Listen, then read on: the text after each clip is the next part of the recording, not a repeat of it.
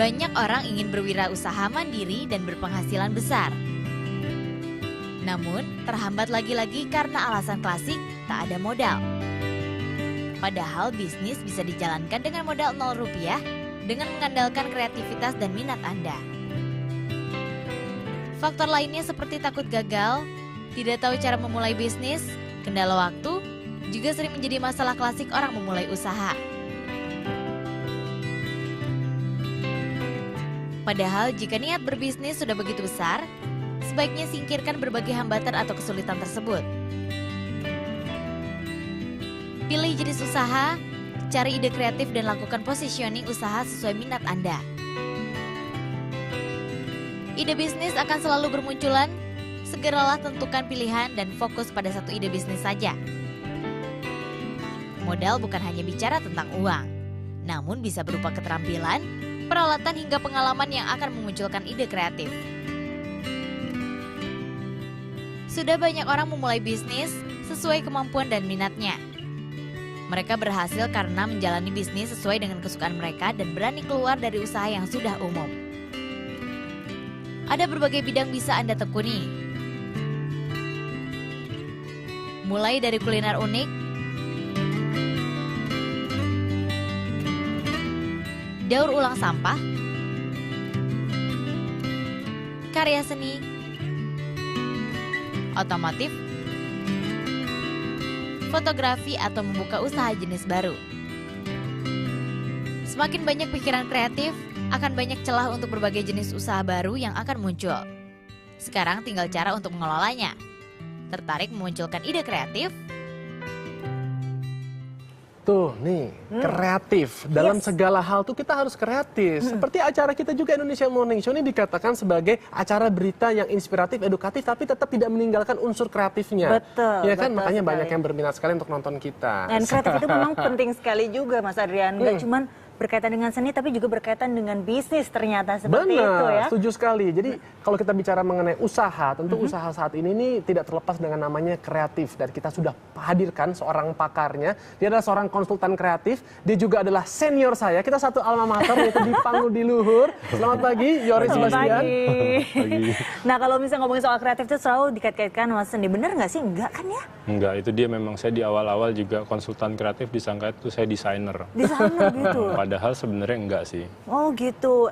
Tapi jangan lupa loh kalau misalnya ini kan kita sudah menghadirkan pakarnya di sini pakar kreatif. Ya. Kita juga mengundang teman-teman yang ingin bertanya. Jadi bisa hubungi kami di 2954 6188 untuk Jabodetabek dan 021 2954 6189 untuk luar Jabodetabek dan yang menelpon akan mendapatkan ini. Bukunya nih keren banget. Bukunya Oh my keren goodness. Kalau saya lihat di toko buku yang terkenal itu, buku ini selalu ada di depan pintu. Artinya ini buku yang paling hit sekali, best seller. Jadi kalau yang pengen dapat nih, harus menghubungi kita, ya kan? Iya, Nanti kita kasih pertanyaan yang bagus. Langsung oke? dapat gitu. Tips and tricksnya yang lengkapnya ada di sini. Nah, langsung aja kita ngobrol-ngobrol dengan Bang Yoris nih. Aku mau tanya nih, kalau misalnya untuk kreatif itu bagaimana sih caranya? Kadang-kadang kan kalau misalnya orang mikir kreatif itu cuma untuk area tertentu aja gitu. Dan kadang-kadang untuk menimbulkan sisi kreatif itu juga gampang-gampang susah. Ada caranya nggak sih? Caranya sih paling simpel adalah kita suka aja dulu. Suka. Jadi misalnya kayak Adrian deh, sukanya baca apa? Saya? Paling sering tuh di sela-sela kegiatan gitu, paling suka baca-baca apa? Sekarang ini saya berapa tahun terakhir ini senang membaca buku-buku inspiratif, buku-buku yang sifatnya motivasi gitu kan, yang bisa buku-buku self enrichment gitu Mas. Itu yang saya lagi suka baca. Akan kebawa ke sana. Jadi sebenarnya as simple as that gitu. Maksudnya kreativitas menurut saya kayak orang naik sepeda. Selama kita suka, kita mau, kan biasanya rata-rata orang, jarang ya saya lihat orang naik sepeda tuh dipaksa gitu loh. Iya. Emang dia mau minta tolong, nanti ayahnya anterin, masih dipegang, lama-lama dilepas. Sampai akhirnya terakhir sih waktu saya masih naik sepeda, saya bisa naik sepeda lepas tangan. Itu kan artinya we already mastered ya. Sekarang mungkin kalau suruh naik sepeda lagi, saya nggak bisa lepas tangan dulu. Masih harus nyari lagi balance-nya gitu. Jadi sama sih, kita harus suka, mulai baca, mungkin belum menciptakan sendiri gitu ya, tapi dan itu kan akan membawa inspirasi ya, bahwa gila ya, dia aja bisa kayak gitu. Iya. Dan memang secara saintifik, kreativitas itu adalah skill yang bisa dilatih. Ya bukan IQ. IQ kan kita masuk sekolah kayak saya IQ 128 ya udah average dari lahir sampai sekarang mungkin dites lagi ya Betul 128 lagi, lagi. gitu. Tapi kalau kreativitas bisa dilatih. Berarti semua orang bisa nih ya? Semua orang. Jadi bukan bakat yang maksudnya, oh kamu sih memang dasarnya bukan tipikal orang kreatif, nggak perlu bekerja di bidang kreatif, nggak seperti Enggak. itu. Saya baru berasa juga pada saat kerja di Hard Rock Cafe, itu kan anak-anak kecil dikasih coloring. Nah, oke. itu coloring itu semua anak kecil yang datang tuh suka. Artinya itu kan bagus nggak bagus ya, ada yang bagus banget, ada yang ini, tapi dia suka. Nah, itu sebenarnya dari kecil semuanya sudah punya bakat kreativitas. Oke. Tapi masuk sekolah, belajar, diajarin kan kalau mau nilai 100 gimana? Belajar. Harus salah Harus nol. praktek. Oh iya, harus salah juga, nol. gitu. Jadi dia nggak berani salah, gitu loh. Dia masuk sekolah nih, gambar, mewarnai, ada gajah, Iya. dia kasih warna merah, disalahin sama gurunya. Gajah itu abu-abu.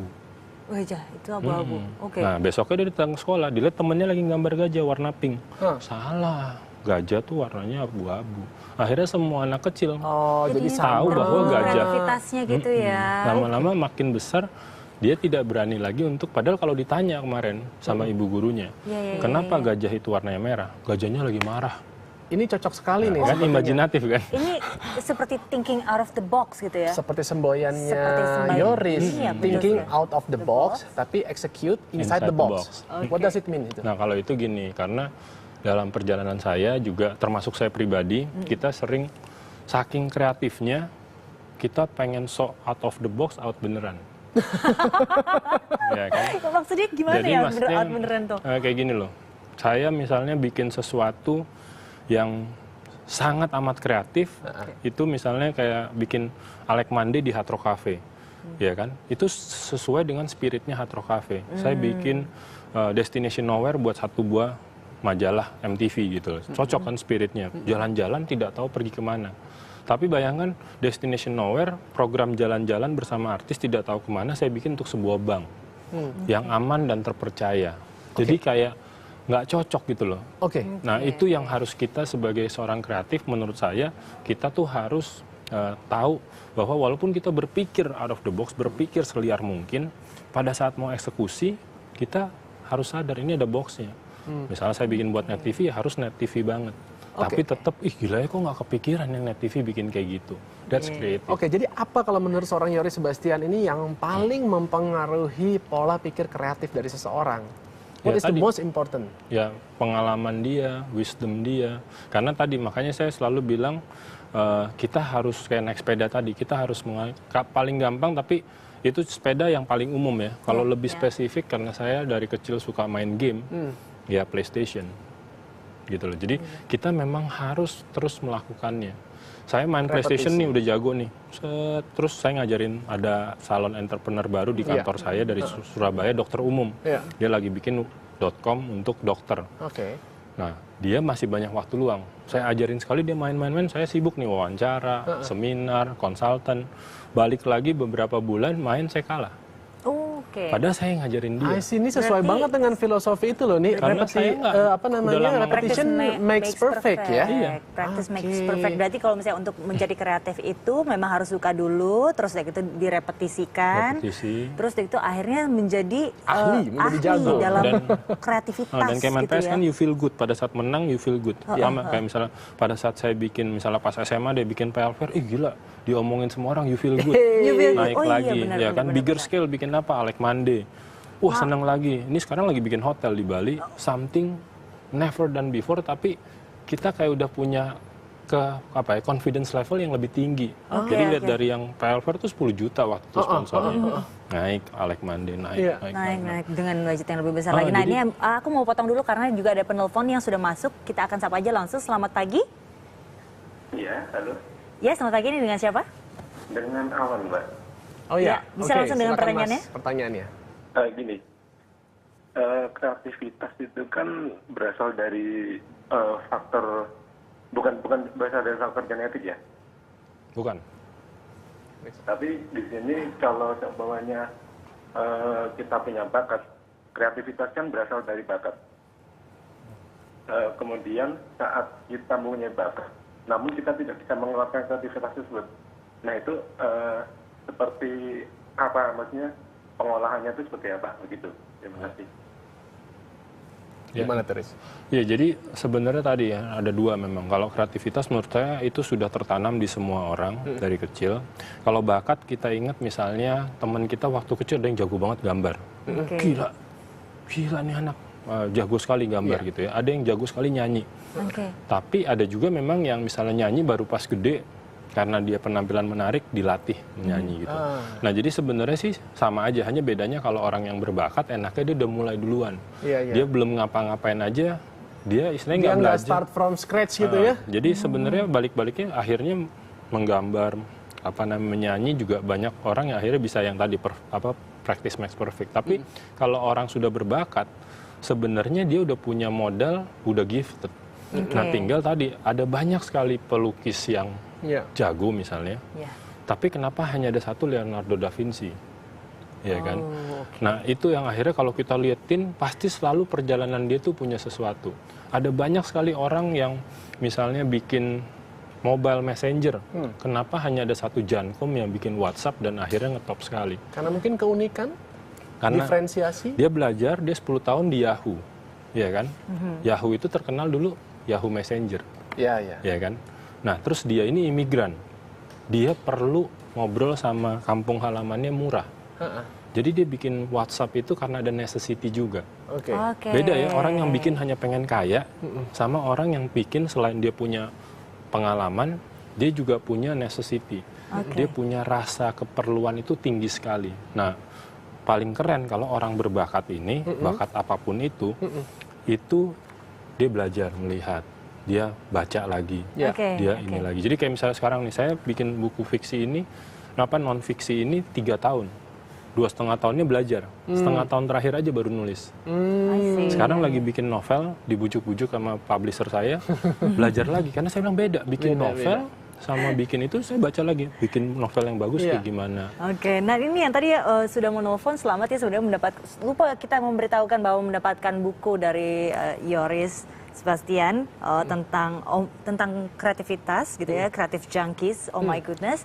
Nanti juga kalau misalnya ada penelpon lagi juga akan mendapatkan. Masih ada pokoknya? Buku, masih ada satu lagi. Pokoknya langsung aja telepon ke sini dan kita akan langsung bincang-bincang lagi ya kembali dengan Bang Yoris. Saya juga punya ini loh, Yoris, pertanyaan. Jadi teman saya yang pernah ikut seminar Yoris. Yoris ini kan juga suka nih bikin seminar gitu. Dan ada filosofi yang katanya 70 dibanding 20 dibanding 10. Apalagi itu maksudnya tuh? Nah itu juga secara nggak sengaja mulai sibuk kan bekerja. Salah satu yang bikin kita nggak kreatif itu kesibukan. Ya. Kita terlalu sibuk. Ini bisa dilihat nih ada grafis ini ya. Itu kan ada 70 warna merah, 20 warna kuning.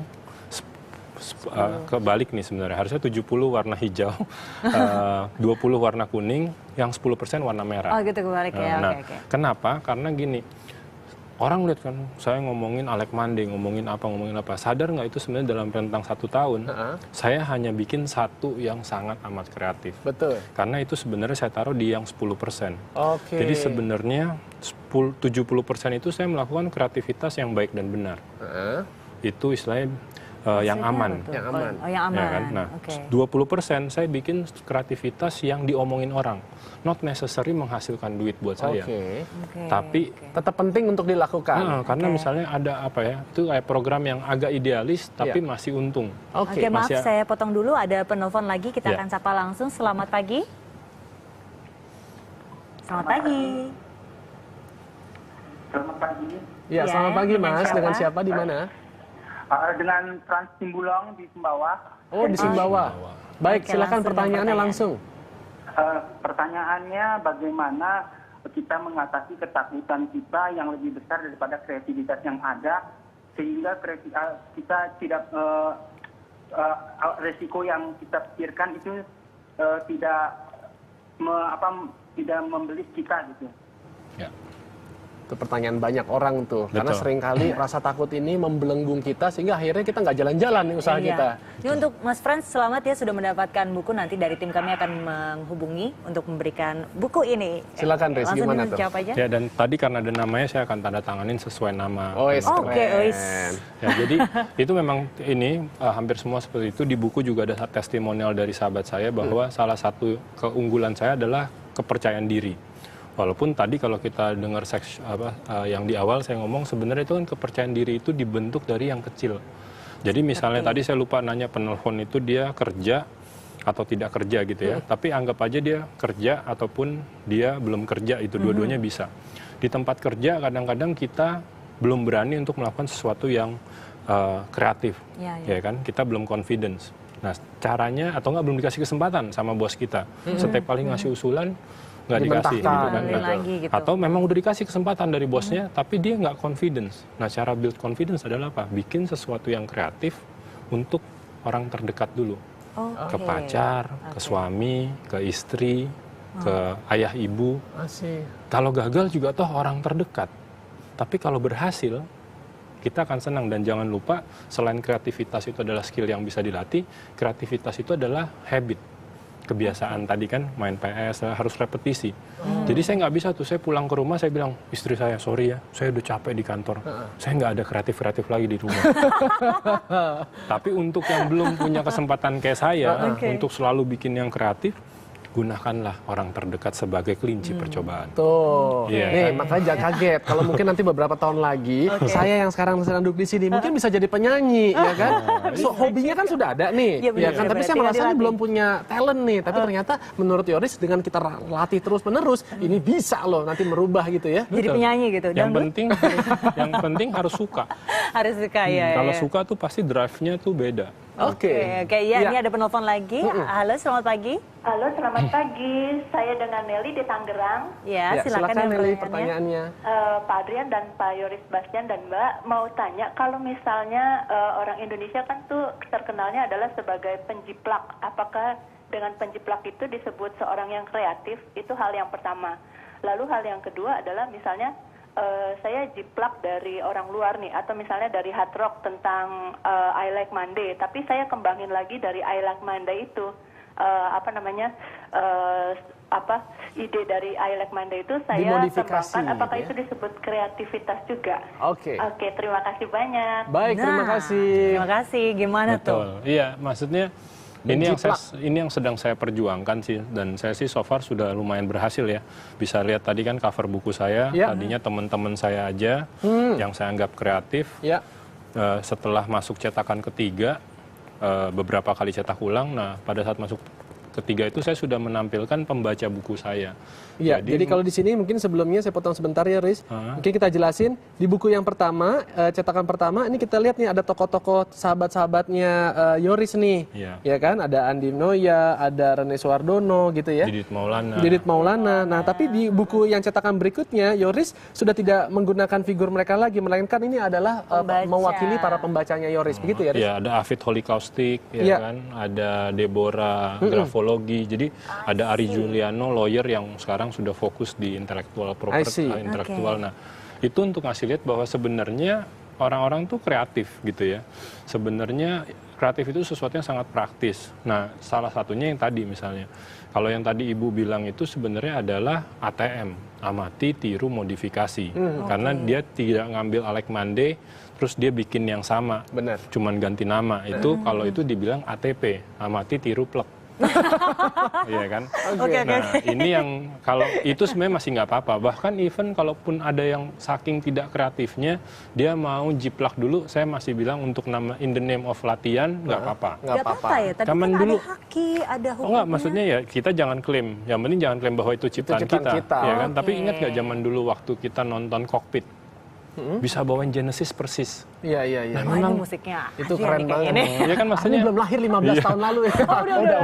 Iya kan, tapi maksudnya intinya di itu loh. Sebelum sekarang yang keren tuh musisi yang bisa bikin lagu sendiri. Iya. Kalau dulu dia bisa nyanyi persis, bisa imitasi udah itu keren. keren. Nah, itu memang kan kasih lihat sejarahnya. Sekarang lihat deh, website .com, apps rata-rata kan masih tiru satu sama Benar, lain. benar. Tapi yang dinilai adalah bagaimana inovasinya. Jadi yang Ibu tadi bilang kalau dia ngambil idenya, banyak kok. Di buku juga ada contoh-contoh orang yang terinspirasi secara positif dan membuat kegiatan di hari Senin dengan kreativitas mereka yang berbeda. Itu masih merupakan inovasi. Yang Oke. berbeda kalau kita bikin pertama kali itu namanya invention. Invention. Oke. Terakhir Jadi- nih, Riz, adalah mengenai intuisi. Karena kayaknya menurut seorang Yoris ini intuisi begitu pentingnya. Ya. Berikut juga dengan tips nanti bagi mereka yang ingin memasuki industri atau dunia kreatif. Ya, jadi ya tadi ya, secara berjalan panjang perjalanan kreatif saya, di satu titik akhirnya saya ngambil kesimpulan, mau berapa banyak buku saya baca, berapa banyak karya saya bikin, akhirnya memang jatuh-jatuhnya ke intuisi. Kenapa? Laporan, proposal itu bikinan manusia. Hitung-hitungan tuh dibikin saya, dibikin anak buah saya. Tapi setelah lihat tuh saya sering kok, atau nggak saya tanya sama mentor saya, dikasih masukan. Tapi saya selalu akhirnya yang program saya atau proyek saya yang berhasil tuh proyek yang saya lakukan berdasarkan intuisi saya. Kenapa? Intuisi bikinan Tuhan, laporan bikinan manusia. Kita harus lebih percaya mana. Laporan udah jelas nih, jangan bikin itu, kalau nggak jangan bikin OMG Consulting karena nggak ada contohnya. Saya bilang tapi ada orang yang membutuhkan. Ya udah, saya dengerin intuisi saya jalanin dan toh sekarang berhasil gitu. Jadi jangan jangan hanya rely on data. Karena data masih bikinan manusia. Jadi harus punya keberanian juga. Tapi tentunya harus juga dikalkulasikan gitu dengan secara cermat. Begitu juga Dan Yoris ya. Banyak baca, banyak ini, tapi ada orang kebanyakan baca, akhirnya jadi tidak punya jati diri. Dia hanya ngikutin apa yang dia baca, jangan juga. Aja gitu ya. Jadi tetap harus orisinil gitu ya dengan dirinya sendiri. Gitu, sebenarnya nggak bukan hanya original. Listen to your heart. Kalau your heart memang bilang bahwa saat ini saya masih kayak kokpit, saya masih levelnya untuk niru dulu, ya udah. Kayak lagu zaman dulu tuh, listen to your heart. Roxette, zaman kita tuh semua. Udah datang di Indonesia Morning Show ya. Next time kita ngobrol-ngobrol lagi. Siap.